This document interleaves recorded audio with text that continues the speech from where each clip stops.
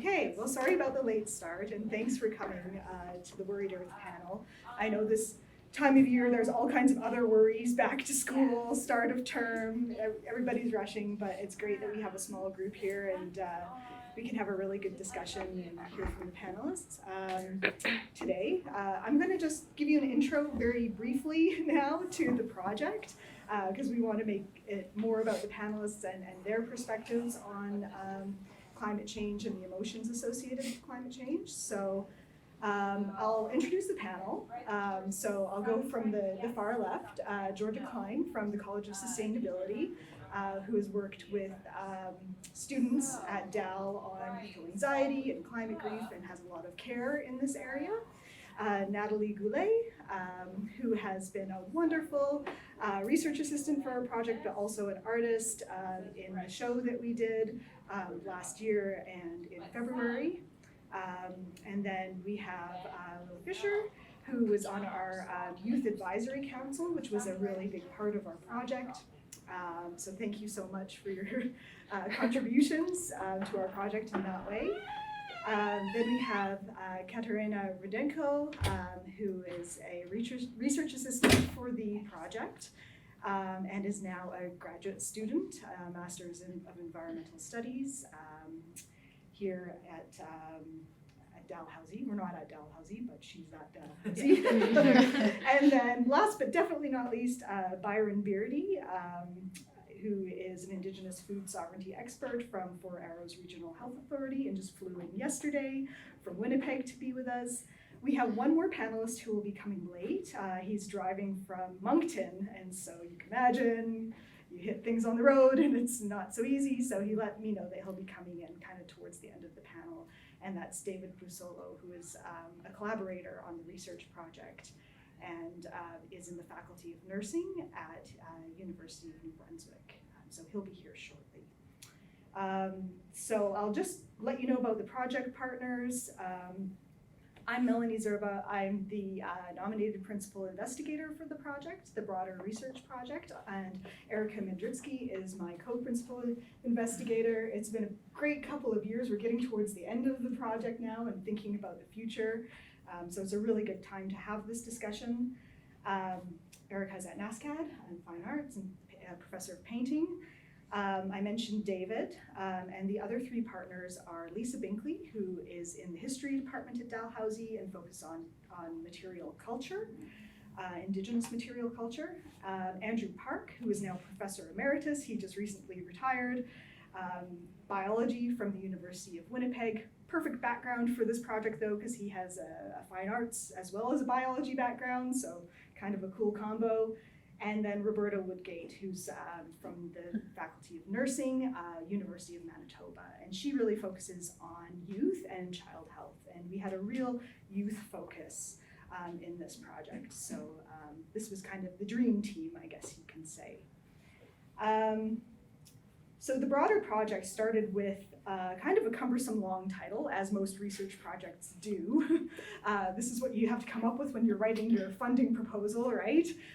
So it's much more catchy with the Worried Earth that Erica came up with. I love that as our title. But it was originally called Creating Vocabularies and Rituals for Climate Grief Through Multiple Knowledge Systems and the Artistic Process. Whoa. Yeah. But it describes it. It really describes what our project is all about. So we were interested in truly blending different ways of knowing and thinking to look at this issue that is the emotional reactions to climate change. And as we worked through this project, we realized they're very complex. It's not just climate grief or eco-anxiety or a singular thing. Often they're very wrapped up in people's lives and experiences, social issues, multiple factors, right? So that's why a different kind of title and a different kind of way of thinking in this project emerged, and we've been working with that. But as you can tell by the team, it's bringing together all these perspectives from art, health, social sciences, natural sciences. And our hope is that the insights that come through this project will help us understand the way people are talking about these emotions and also processing them through different actions or different rituals. and uncovering some of the tensions between, these areas, because there's a lot of insight in those tensions as well. Today, later on, this is a launch at 3 o'clock for a component of the project that invited youth climate activists to share their thoughts and experiences around climate grief through what's called a photo voice method, where they take photographs and then they bring them back to an interview setting and have conversations about those photos and what the photos mean to them. So that project was going on with the youth who participated in this for about a year, and we're now at the point where we're very excited to be sharing their stories with folks. And you can see in the photo there, you can go right up to the image with your phone and link to a QR code that has a quote from the people who participated in this. So you can hear directly from them, as well as just looking at the images and experiencing it that way. So I welcome you to come 3 o'clock today at Dalhousie by the Butterfly Garden, which is just at the right side of the Henry Hicks building if you're facing it. So now I'm going to hand it over to my co-PI, Erica, to talk about the art exhibition that we had, and then it'll be over to the panelists. So thanks so much. Thanks, Melanie. Yeah, so there have been thus far 2 versions of Worried Earth art exhibition that's been a big part of this project. So the first version was at the University of Winnipeg at Gallery 1C03. And then later we had a version here in Halifax at the Port Loggia and Treaty Space Galleries at NASCAD. And actually sort of not officially part of the project, but we're going to have another version of the show in at the Art Gallery of Grand Prairie. We've been invited to show the exhibition again. So it's been nice to have it have some life and be shown in different contexts. And I was really thinking when putting together this exhibition, I was kind of imagining a garden where you could sit with some bad feelings about climate change and eco-anxiety, but also where you could sort of think about how those bad feelings are maybe intertwined also with love, with love for the natural world, with love for humans, with lots of complicated feelings. Partly because in the early stages of this project, when Melanie and I were talking about what we wanted to propose, what this would involve, we kept realizing that when we were thinking about our grief about climate change, that those feelings the feelings themselves would leak into other feelings. So, I have 2 kids that it really intersects with me about all of my thoughts about their futures, but also just other experiences of grief that we had. We started this project early in the pandemic, and so it was sort of really swirling around all of those pandemic feelings. And I wanted this exhibition to have space for that complication. I didn't want it to be a really clear, straightforward exhibition. I wanted to kind of it to be possible to kind of embrace the complexity of navigating those emotions within the kind of space of the exhibition. So I was sort of thinking about this overgrown garden, overgrown with all kinds of ideas and feelings. And so this is at the University of Winnipeg space. You can kind of get an overview of the work. It's maybe not super detailed. The pieces with mushrooms growing out of them are Zhao Jingyan's Lingxi girls. So those are Lingxi mushrooms that are growing out of these busts that she made. And for Zhao Jing, those feelings about climate change and eco-anxiety were also bound up with myth, and with myths about mushrooms and regeneration and the afterlife, and so that's part of what's happening in that piece. You can also see Maureen Grubin's photograph, Stitching My Landscape, in the bottom right there. So Maureen Grubin is an artist from Tuktoyaktuk, and this is an image of a really large-scale land art piece that she made on the ice. She drilled holes in the ice and stretched 300 meters of red broadcloth in between these holes in the ice to kind of evoke a sense of sort of stitching into the landscape. And she also connects it to Inuit tattooing practices and also working with seal skin. So there's this kind of conflation of human skin and seal skin and the land in this piece. And it's really big. You can see sort of, maybe you can't see. Maybe you can see tracks in the image. It might be too small, but those are like they're kind of skidoo tracks, so it gives you a little bit of a sense of the scale. Here you can see some of the other exhibitions or other pieces that were in the show. On the top left is work by Janine Marsh, and those are coins that were flattened by trains, kind of attached to these flowers that have been rubberized. And so Janine is really sort of thinking about the entanglement of capitalism and these kind of eco-anxiety feelings. You can also see there's sculptures by Cu del Rosario, the one where somebody's like leaning over and looking at it. That's Cu's piece, and also the sort of gnarly one on the wall. The paintings are by Laura Finley, and you can just kind of see Natalie's photographs beside Laura's large painting of a bramble up there. And then at the bottom is Connie Chappell's piece. So these are images from the Halifax version of the show. So you get another kind of glimpse of Laura's large painting there. And this was a really different kind of space. The Gallery 1CO3 was a smaller, more kind of traditionally proportioned rectangle. The Port Loggia and Treaty Space galleries are extremely long, a really awkward, weird space. So with there, instead of thinking of a garden, I found myself maybe thinking a little bit more of like the Shubi Canal and the wildlife that grows alongside the Shubi Canal, and thinking of these pieces as sort of having some kind of relationship to that. And so here we get a better look at some of Natalie's work. So, do you want to say anything, Natalie? It feels weird to talk about your pieces. I think you're more than qualified to talk about these. You wrote the exhibition text. So the ones on the top left are printed on fabric. So one of the things that was really nice in the exhibition is that every time somebody walked past, they would sort of like ripple with the movement of the viewer, and they are the kind of source imagery here were photographs that Natalie took of the whale that washed up at Crystal Crescent Beach, and which I think for a lot of people was a really emotional experience, seeing that and thinking about the whale's life cycle.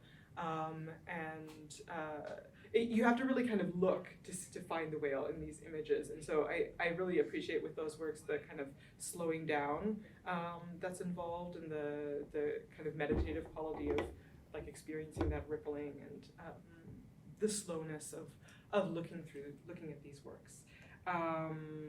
The painting that you can see in the top right is by Luke Fair, who's another local artist, which is, I mean, it's maybe one of the most like direct of the artworks, really like two people kind of looking at the end of the world. And so, I mean, I really wanted to make space for work where the relationship with climate grief or eco-anxiety was subtle, but also sometimes we need moments where we're just like in that raw space too, I think. And I felt that with this work. This was one of the first paintings Luke did it. Luke was an MFA student at NASCAD. It was one of the first pieces he did at NASCAD, and I've always kind of loved it. I think he maybe has slightly complicated feelings about it, but I love this piece.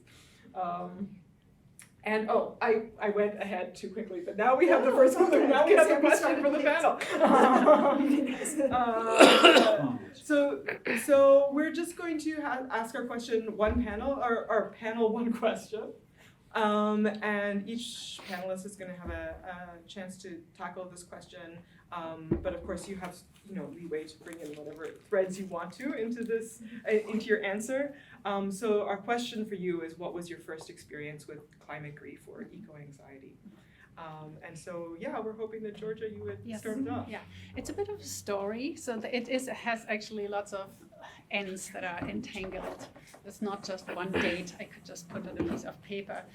So I came to Canada in 2007 and I started teaching at Mount Allison University for many years. And I was quite shocked and flabbergasted by how little knowledge there was about the precarious situation of, for example, our oceans. My background was in oceanography, marine ecology. And so students are forced to buy a $200 textbook and regurgitate facts in their exams and midterms, and that's it. So when I asked the question, but what happens to small coastal communities that are dependent on fisheries? And the students just looked at me and just no one had an answer. And that's when I actually decided to leave research and said, no, that's not how it works. I really have to go into teaching, and I love teaching already, so it wasn't really a sacrifice. And I said I need to help this next generation to wake up in a way. So for years it was my mission to tell students, it's like, don't you see the urgency? So all my teaching was with this urgency, and you need to see, you need to wake up, and it's your generation that has to turn this card around. And that's a German saying. Does it actually translate into English? It sort of Yeah. So, and it's up to you, and you're the one to change, to make change. And then I switched to the College of Sustainability. I moved to Halifax and got some awesome sustainability classes to teach, where I could just do what I really enjoy, just teaching the bigger picture and not just marine biology or the state of the oceans. Our teaching is more about the holistic view, including the lenses of economy, healthy environments, but also health and social justice and healthy community, resilient communities. That's one of my favorite topics. So I brought the same sentiment to Halifax, to Dalhousie, and started to teach now the sustainability students who knew why they wanted to teach, to learn about sustainability, and wanted to learn all these different lenses and aspects and angles. And I went into that with the same language. You are the change makers and leaders. We want to create here change makers and leaders. And then all of a sudden, I just learned from the students that, oh man, this is actually a burden you put onto our shoulders, which has no one ever said before. And it was for me a total wake-up call. I even get goosebumps right now just talking about it. It's like, oh my God, what have I done these years? These poor kids, they are not snowflakes. They're really suffering. And so that's when I started to look more deeply into how are you actually dealing with this, especially in sustainability, where they come into our program and they learn every day about what's wrong, systemic issues, about grief. Things are going to down south, going down south. You are allowed to speak. Whatever hits the fan, and all day from all different aspects of our teachings in the college. So and then I just engaged more with the students and listened to how do they actually feel about, how do they deal with it. And then in one of my classes, I started to integrate a mental health. I'm teaching a class on coastal change and adaptation because I love to figure out how a small coastal community can get more resiliency. And so we have a health segment. And over the years, this health transferred to equally mental health. And how do we deal with mental health issues? And then I came across a term that was even a couple of years before everybody started to talk eco-grief, eco-anxiety, whatever the terminology is. And that's the beautiful term solastalgia. And solastalgia was coined by Klein Albrecht last century. And it's basically, I don't want to butcher it now, but but it's the sentiment, the anxiety, or the distress. Yeah, the distress is the word. The distress you feel about the state of the environment. And so nostalgia sounds for me something really beautiful between nostalgia and something else. And so I introduced that to my students, and that was the first time they actually had something in their hands they could relate to. And that's when we started the conversation. And then I had a student, she wanted to do her independent study project. So she came to me and actually wanted to engage with that. And she did a beautiful term project by herself on eco-anxiety, looked into the existing literature, and developed her own beautiful diagram of feedback loops and so on.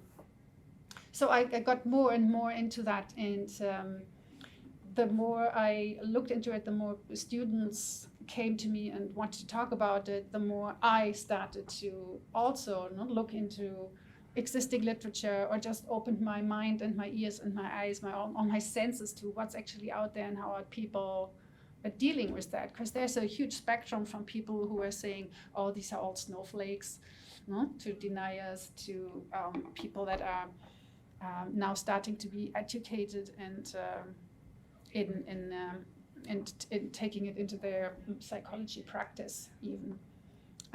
So I started an eco-anxiety group at the college. That stopped because of COVID, but I really hope we can pick it up again, where I wanted just to create a space where students can meet and discuss that. Their feelings and experiences with eco-grief, eco-anxiety. So I hope we can pick up on that. And then Melanie started this research project, which I find just super awesome and super relevant and important and everything. And that's basically my story. So it started with the students, but then to give it a tiny little bit of a personal spin also is because I'm preparing these classes and courses every day for the College of Sustainability, and I teach several classes, I'm basically reading every day for hours anything I can find that's relevant to my classes, but everything I find is just really extremely depressing, because it just reflects the state we are in. It reflects this urgency, and it's now more out. People are more talking about it. It's more published. It's more accepted to use the term climate change is now responsible for A, B, C, D. That 5 or 6 years ago, it was a different story.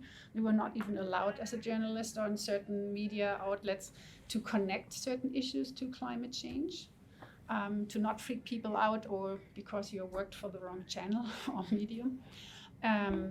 So now it's a different story, and you hear it, you're bombarded by it, and I read it 8 hours a day. And I have sometimes days where I go home and smile to my students and say, and here are the solutions, and look what we can see, and this community is doing that, and look, technology is offering us this opportunity to solve some problems. And then I go home and sit on the sofa and can really do only eating pizza and watching an episode of my favorite series, and that's it. Because I'm myself so bogged down by everything and feeling so depressed about it that after, together with the tiredness of a full day and being there and being present for everybody, I find it very difficult to find an outlet or a balance to that. So I'm still working on that. It's still not perfect. But that is the personal element to what I experienced through my students, with my students, and then myself in that whole. And that's my story. My turn? Your turn. Hi. I can definitely think of a specific tangible moment in which I was actually equipped with this proper language to describe how I was feeling. And I always have a dabbling interest in language and etymology, but first I think I need to talk about my grandma. My grandmother was probably my first role model, my first example of someone who cared very deeply about the environment. And if you were to call her an environmentalist, she wouldn't know what that meant. not just because she barely spoke 3 words of English, but because the term environmentalist just wasn't around when she was growing up. I spent a lot of time with her when I was a kid. I sat in her garden a lot and helped her pick radishes. And I think an important detail is to mention that I grew up in a very small town in northern Ontario, Treaty 9 territory, called Kapuskasing. And Kapuskasing translates to bend in the river. But this river that my hometown is named for, it has suffered quite a bit, and it was already deeply polluted when I was growing up, but my grandmother would tell me stories about how they used to be able to fish and swim in this river. So growing up in northern Ontario, I was quite sheltered. I was very privileged not to suffer the firsthand effects of a changing climate, but I am no stranger to industrial neglect.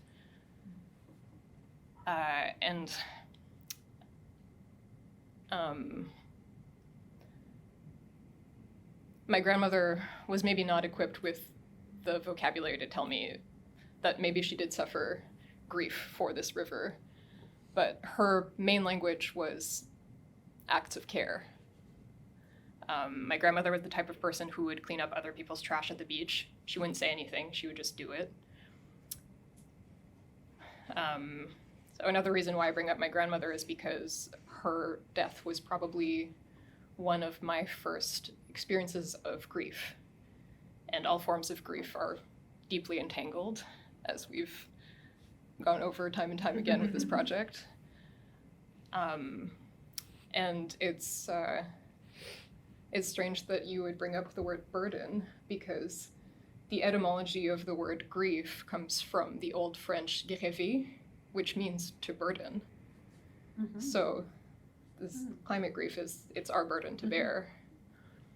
And the etymology of the word grief brings me to my actual point in my story. It brings me to Iceland.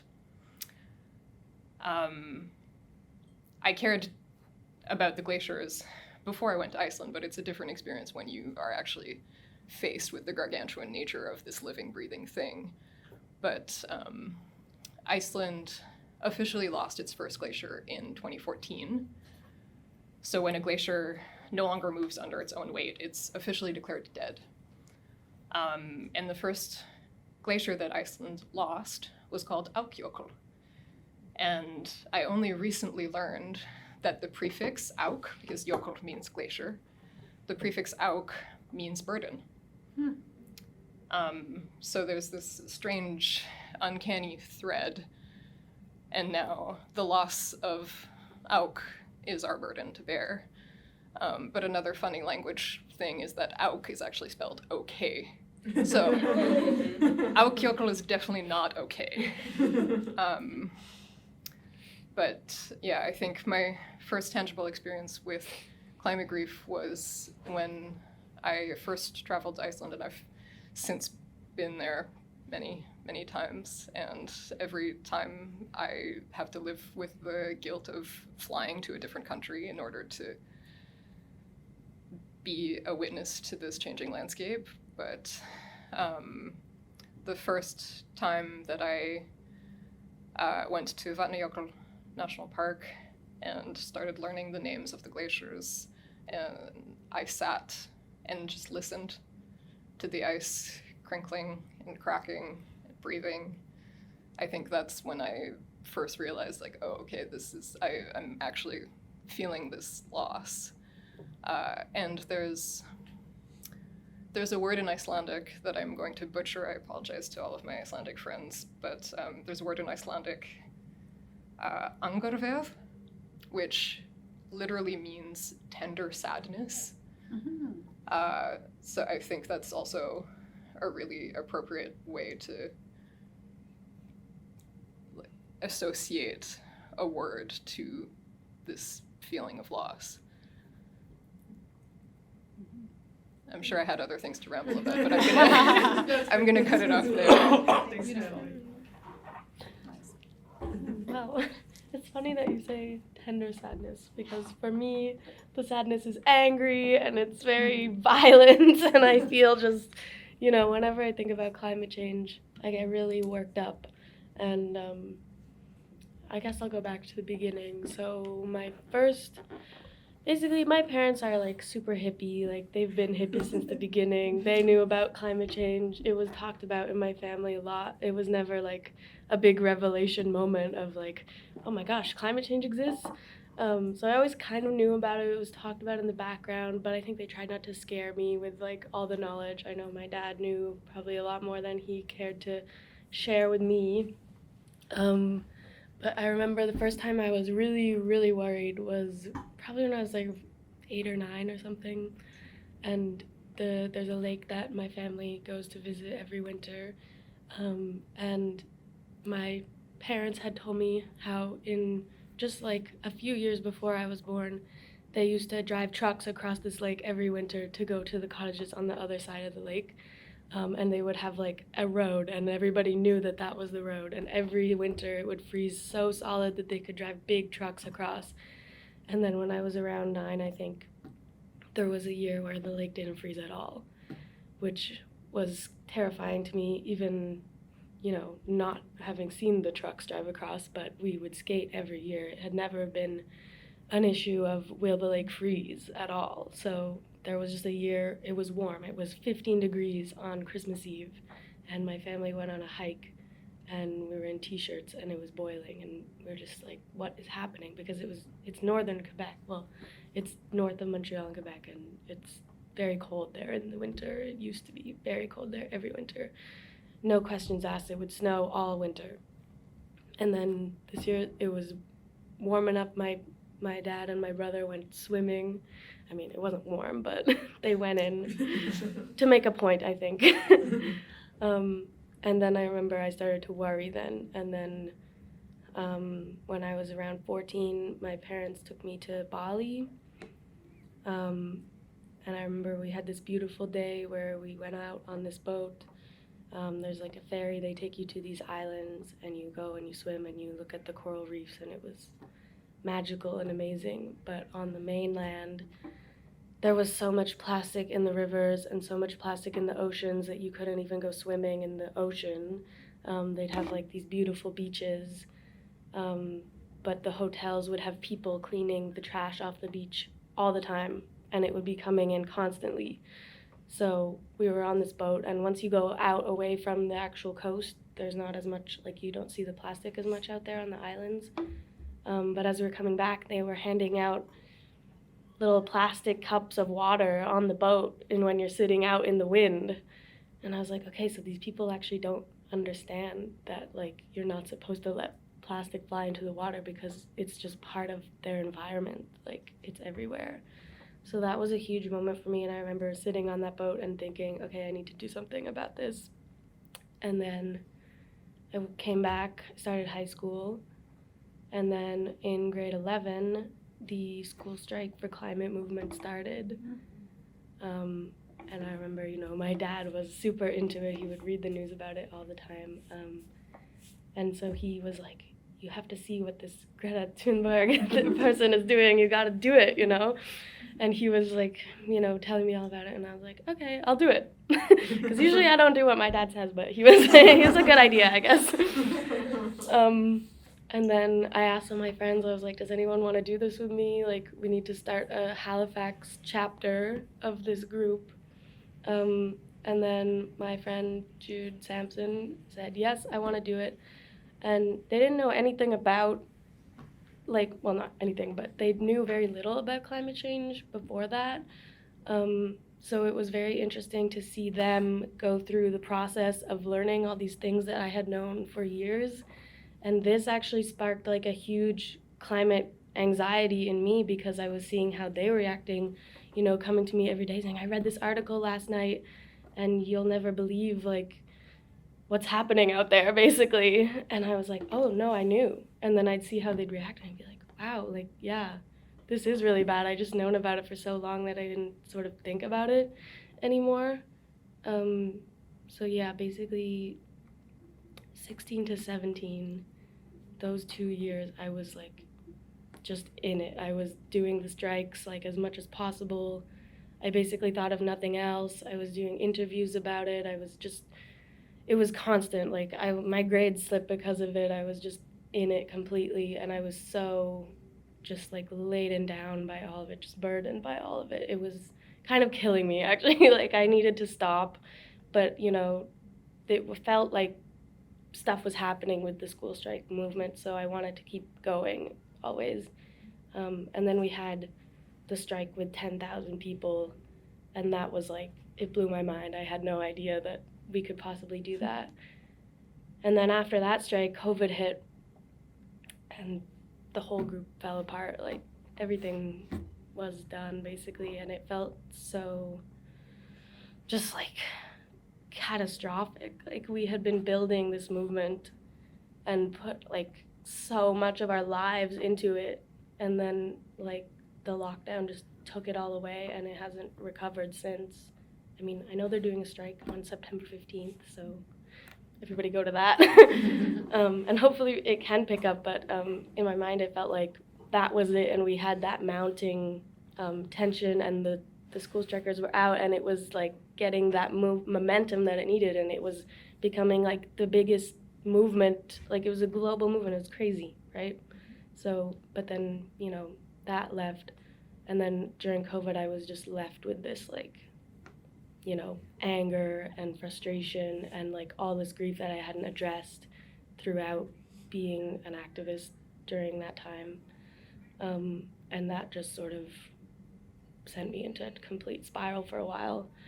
So since that, I haven't really done anything apart from sort of being part of this group, because I just felt like I needed to recover and recover my strength.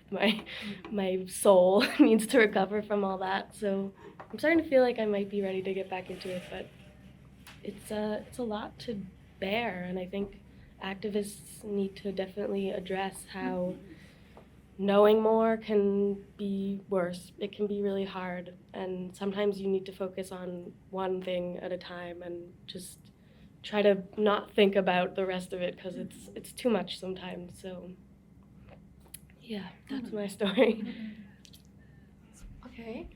I hope you will forgive me using the notes, because the words escape my mind very easily, especially talking about things like this. So in 2022, I escaped my homeland, Ukraine, because of the start of the full-scale invasion of Russia to Ukraine. I'd be sincere here, it's hard for me to talk about anything considering such things as grieving and using such deep words as grief. But still, I've been interested in providing my perspective on eco-anxiety and climate grief based on my personal experience and research on the subject. So one of the things I remember the most vividly from my childhood is a tiny natural disaster, a pocket-sized catastrophe that occurred when I stayed with my grandmother in summer in her village, and she had a relatively small farm, as many Ukrainians do. It was 5 minutes of hail of the chicken egg size. I remember my grandmother looking out the window as that was happening outside and repeating to herself, "Dear Lord, what do you punish us for?" Here I briefly note on the very particular relationship that exists between a Ukrainian nation and its soil and harvest. Ukrainian black soil is known worldwide as one of the most fertile ones. We have been using this soil to grow what we want since the time immemorial. Before the full-scale invasion, we were one of the biggest in the world exporters of certain agricultural goods, such as wheat or sunflower oil. We have been growing and we have been trading for a very, very long time. This resulted in our culture being primarily centered around the idea of soil and harvest, which it can provide or dispose us of, a specific relationship with the land, respecting it, admiring it, giving it time to rest, referring to it as a mother, and expecting any issues with harvest to be connected with moral misconduct.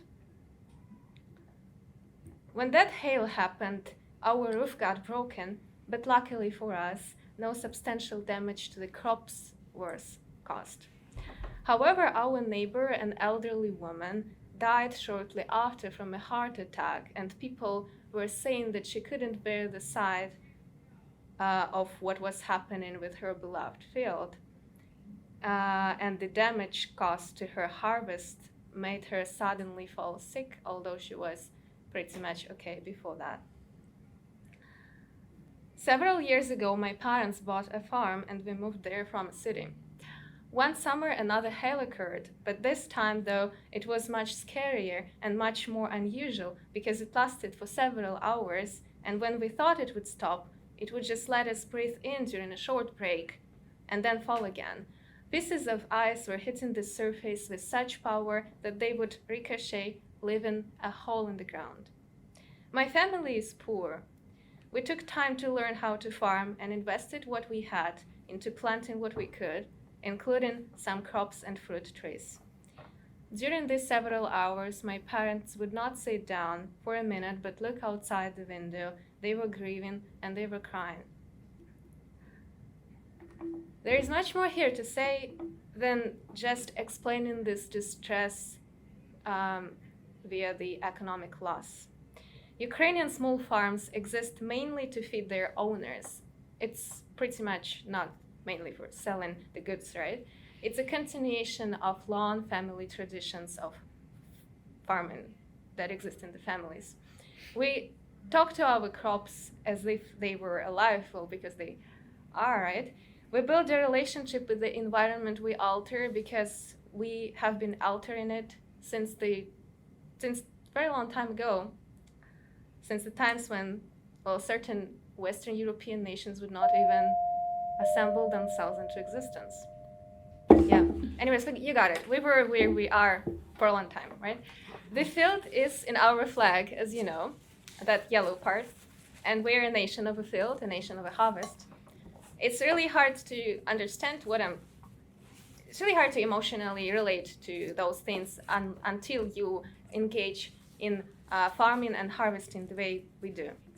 So when I saw our harvest, which we put a lot of different, you call it in a capitalist society, resources, a lot of effort in, it really did feel like a very important part of me died, and we lost a lot that day.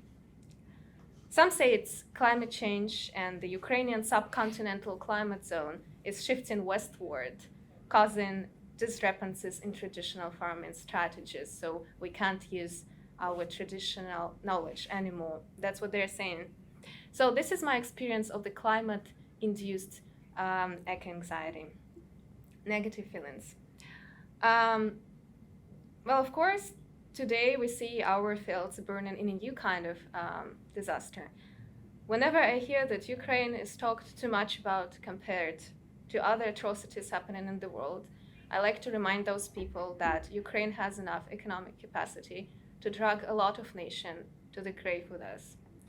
The UN World Food Program relies heavily on Ukrainian grain. According to Reuters, this program purchased 80% of its wheat from Ukraine this year. To tackle the awful global food crisis that is caused both by the Russian invasion to Ukraine and climate change, so we're talking about countries such as Afghanistan, Djibouti, Ethiopia, Kenya, Somalia, Sudan, and Yemen. So even without the regard to Russia blocking the Black Sea deal and burning all of the grain dedicated to African people, a substantial portion of Ukrainian soil is burned to the ashes and won't be able to bear harvest again for a very long time. The price of destroyed Ukrainian wheat is human lives and not necessarily Ukrainian lives. And this price is already being paid. For us in Ukraine, it means that we are losing our land. It's being killed in front of our eyes and being stuffed with our bodies. Outside of the crop talk, there was a park in the city I lived before we moved to the village. It was a city park of pine trees, a popular place for recreation and reconnection with the nature and trees. Many of my childhood and teenage memories are connected to that place, and of course, it went through a lot of this peacetime environmental atrocities, pollution, stuff like that. So when the full-scale war began, the Russian army surrounded that city and shelled it constantly. So streets where people lived and went to churches, the churches which are more ancient than the idea of Russia itself. There are too many painful stories here to talk about them, but the thing is, there were too many corpses and people had to put them in the ground to prevent the spread of diseases. So people had to bury them in that recreation park under the pines where children used to play. They wouldn't know the names, so they would just put the bodies into the ground to dispose of them as quick as possible. That small-sized recreational environment changed its purpose from an urban park to the grave. This is my experience of directly human-induced eco-anxiety and climate grief. Well, this is all from me. Thank you so much for your attention. Bonjour, obligé qu'on est de mes notes, je n'ai pas de production. And welcome and thank you for the invitation to come and join this discussion of our experiences. A lot of the stories that I'm hearing is very relatable to our people here in Canada.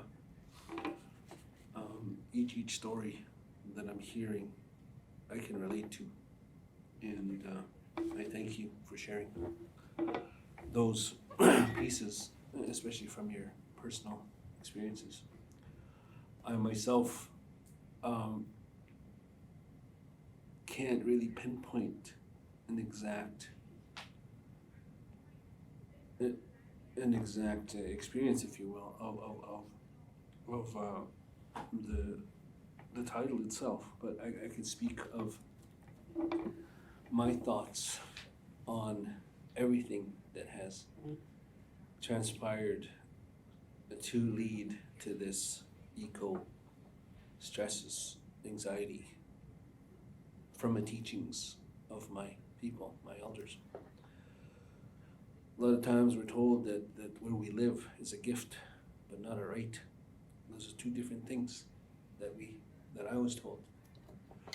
Once you say that it is a right for me to have clean water, you will fight for it. It's natural, human instinct. When you understand that it's a gift, you will cherish it. You will take it as is when you're told it's a gift. It's hard to understand those two different concepts when especially coming from me as an Indigenous, brought up in a traditional way via the language, when everything that I see is a gift from Creator, from Mother Earth. How we take care of Mother Earth is how it will return. And sometimes in the language, the English language, it's called karma. I don't believe in karma myself. I don't believe I will do something in order to receive something in return. I give because that's the gift that was given to me by Creator. And we give that way. A lot of people think, oh, I'll give this person good so I can reap tenfold, I've heard sometimes. But one of the biggest things in relation to the anxieties is I'm just going to give one example, is and relating it to the teachings of my people, is the pandemic that happened. We see the atrocities naturally, the forest fires that we see right now that are taking people out of their homes, destroying crops, destroying the earth. When we talk about the pandemic, one of the teachings that I received in ceremony was that our world is replenishing itself. There's too many of us. in this world. 7 billion and counting. And we're populating real fast. And Mother Earth unfortunately can't handle it. We see all the devastations. Man-made, we say. Hence the word, climate change. It can't handle it. One of the teachings was Mother Earth and Creator are actually taking care of that. By example, the forest fires, it's replenishing itself. The trees, they go down into ash and they become fertile again, bringing new life. And I think that's the same with us. We lost so many lives. How many millions did we lose of people? I'm sure everybody's relation knows somebody that perished from COVID. Literally, to me, my experience was I was held by the scruff of my neck, my head, and forced to go and relearn how to be a family, how to care for one another. Not only family, blood, but the world, the earth. Literally taken into a room, lock that door, don't come out, and stay there. Everybody had a hard time. Nobody had anxieties of, hey, what do I do with you now for the next week, right? You're sitting with your wife, your children. You're going nuts. You want to get out. But outside, it was replenishing itself. As you would see the fires, as you would see the flooding, as you would see that. It's very much a part of nature. And for us to take care of that, we're only here for very minute time in the world as we live right now. We may be here for 100 years max. We may be here for 10 years. But it's that little time that we're here to a very big time immemorial. We hear about the Ice Age. This used to be ice where we live right now. Further south it was ice. Through evolution, my understanding is that we adapt to these changes. Us as people, us as humans, we're the smartest, the ones that can think to adapt to that. We cannot stay, but we adapt. But we must never forget who we are, where we come from. We have people coming in from different parts of the world coming in here. Yes, they know how to live in a certain way in their communities and bringing it here. And sometimes that doesn't jive. We must know who we are, where we come from. The biggest change for me was that pandemic. I'm sure everybody got scared. I ended up being one of the 1%, if you will, that had to work during that time.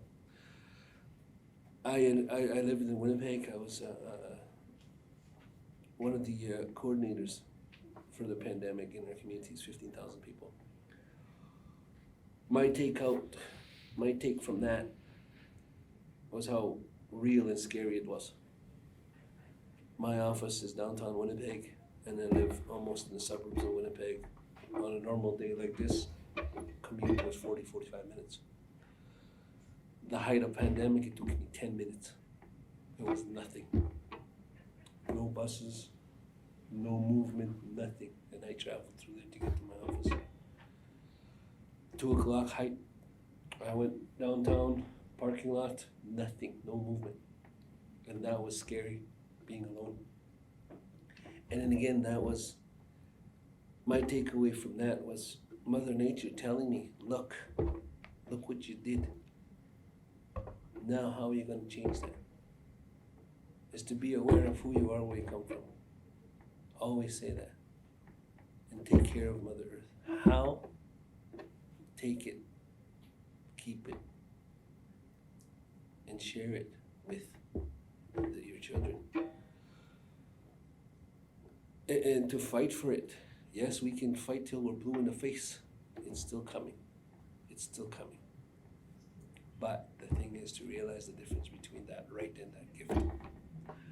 Very hard to understand that when you're so used to getting what you have versus receiving what you have. Two very, very different things. So don't consider myself an activist. I don't consider myself, but I was told I am because the way I do and talk. But no, I say this as a gift and experience. Yes, it's negative. And yes, it was negative for our people that were here when the ice melted. The ice age, we hear about the ice ages, we hear about different the changes, as now we're seeing that with our eyes. Our generation, we're seeing it. The next generation that are coming, they will see what we experienced. That's my thoughts on that. And they will adapt as we have adapted, as our ancestors have adapted. We lost them.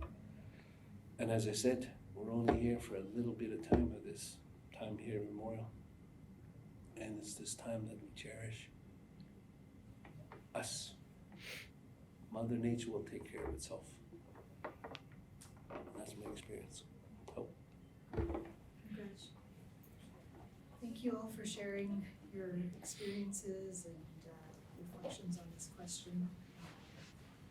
And I think our other panelists may not make it, David, which is too bad. But maybe we can record him and share him online at some point, because I'm sure he had really interesting experiences. He's from Kenya originally and moved his whole family here, and so we'll try and share that at a later date. In my haste to begin today, I forgot to acknowledge the traditional territory.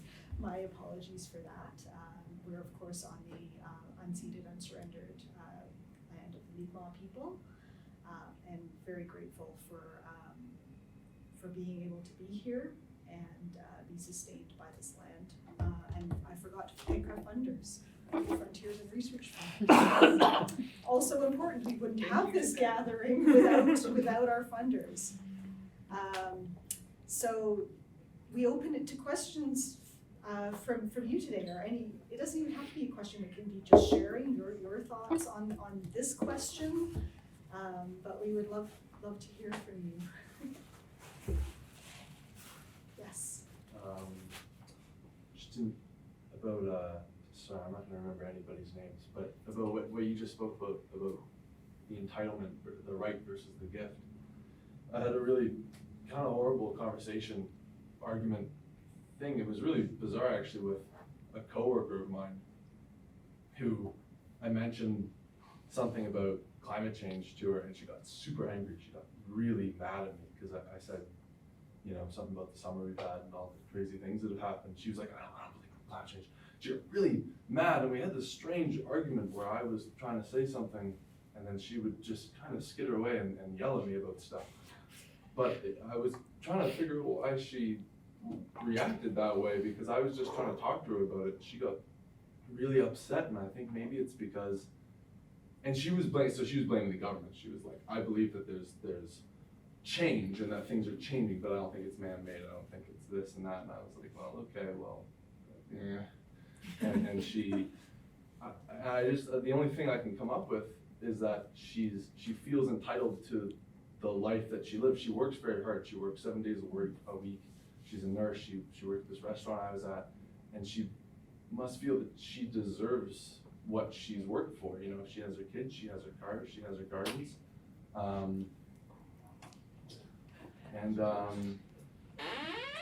Yeah, and that idea of I think she was trying not to, maybe she was trying to place the blame on something governmental because that's something understandable or something that you can retaliate against, because you can retaliate against other people, but you can't so much against your own actions, I guess, you know? I just, like, in terms of the idea of kind of talking about this sort of thing, I just wonder how, because I found it impossible to talk to her. It was really distressing to me because I'm used to being able to argue with people and have a conversation with them and sit down and settle our differences, and she was just on such a different plane of, it wasn't discourse at all. It was just, it was the opposite of discourse. It was kind of this negativity, this negativism in the room. It was bizarre, and I'm not sure how we would talk about that. I don't think she would even say that that's climate grief. I think she would say, or eco-anxiety, or whatever terms we're using here. She would say that it's, you know,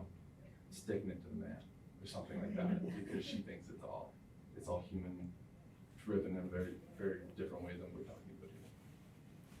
Anyway, I think that's such a common experience, right? I think we've all had similar conversations with people in our families or coworkers or fellow students, or and I think it's, you know, one of the things that we certainly haven't figured out during our project, but is so important to how do we bridge, right? How do we have those conversations? But open it to the panelists to respond too if they have any thoughts.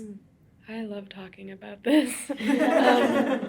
I think it's really interesting to encounter people like that. It's very, like, unsettling, but I definitely think it's a very severe case of eco-anxiety. I often feel, especially when I meet these people, that these are the most worried people out of everyone, and the sheer volume of their anxiety is stopping them from being able to address it at all. That's my sort of view on that, because I think that, like, actually, one of the people in my life, I won't mention who it is, but one of the people in my life who is quite a climate change denier, or rather, not a climate change denier, but a denier that it is man-made, which I think is similar to this person that you're talking about. He is a very, very smart person. He is extremely well-researched in everything that he talks about, and he's just really, like, you know, he reads a lot, he knows a lot. But I think because he knows so much, he's had to shut down sort of this belief that it could be our fault, that we have to do something about it, because he just would break down if he addressed it. I think it would be too much, and this person you said has children and, you know, already seems to have a lot of stress in their life, so I think for some people it's just the thought of accepting that it's real is just too much, and they have to shut all of it out and just pretend that it's not real. Is eco-denial a new term that we're adding to the list? Denial, yeah.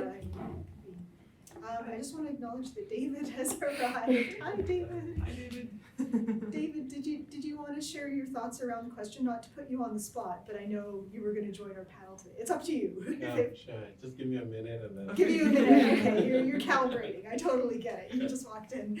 Yeah. One thing that I was thinking when Willa, you were talking is that, I mean, we know things with our brains, but we also know things in our hearts and in our guts, and I think that for some people, those parts of themselves are in different places, and there's the kind of gut knowledge that is really heavy and hard, and so they're kind of using the brain knowledge to block that, and because it's just too hard to sit in that feeling. I mean, like, you know, we're holding this moment right now to share those feelings, and there's you know, there's community in that, there's comfort in that, but it's also like I'm feeling kind of bad too, right? Like it feels bad also thinking about these things, and I think I can understand that people have different tolerances for sitting with those bad feelings. I mean, for me, Yeah. that was partly why I wanted to curate the exhibition, is because I also sometimes have this like la la la kind of feeling about it, like I don't want to think about it. And for me, like I like thinking about art, and so thinking about art was like a kind of distancing mechanism in a way to like help me build the tolerance for thinking about these things without having to just go right to the feelings. I could think about the feelings while also thinking about the way Natalie's prints move in the wind, or you know, the colors in Luke's paintings, or the kind of like a drama of Maureen's work in the landscape, you know? And so having that kind of, for me, that's partly why I was interested in engaging it through art, is because it gives this extra element that I can think about that makes the absorbing of those feelings a little bit slower. And maybe partly why I think it's important for us all when we're doing this work to also do the other work in our lives, you know? Because sometimes give us those distancing things that make the processing a little bit more bearable. It's hard, right? It's hard when we're having these complicated conversations, and not everyone is ready for the same conversation at the same time. There's any experience of grief is like that, right? Somebody is wanting to feel all the feelings, and someone else is like, nope, today we're gonna do the groceries, you know? And yeah. Depends who you have around you too. Yeah. Like in the more researchy part of our project, we talked to a lot of folks, and if they had a really strong community, if they had like-minded people around them, that helped them process their feelings about, and they could express and not feel alienated by that.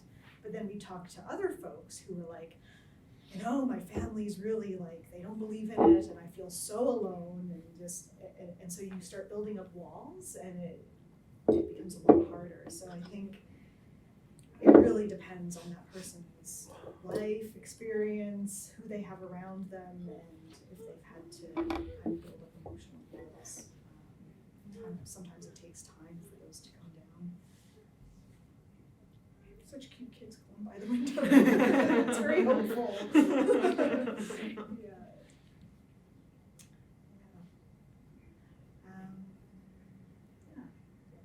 I can go ahead. So part of thanks. my experience is the sense of helplessness, and helplessness from the point of being like, you know, just that person who is one of many in the society who are at the bottom, and in as much as, you know, we advocate, we speak out, we express frustration,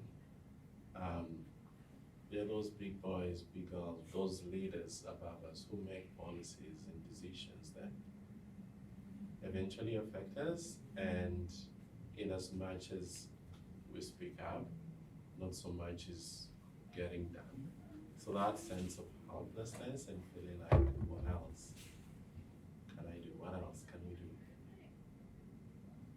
What does it have to be, you know, what does it have to take for change to happen, for people to be awakened, for policies to come into place to create change in how we approach climate change,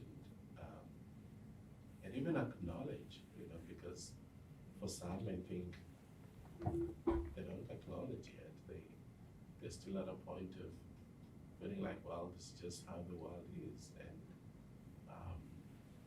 so that sense of helplessness is my first experience, I would say.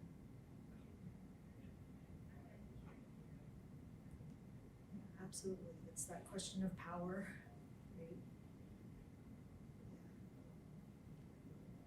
We have time for another question or reflection from folks in the audience, and then we probably have to give back the room after that.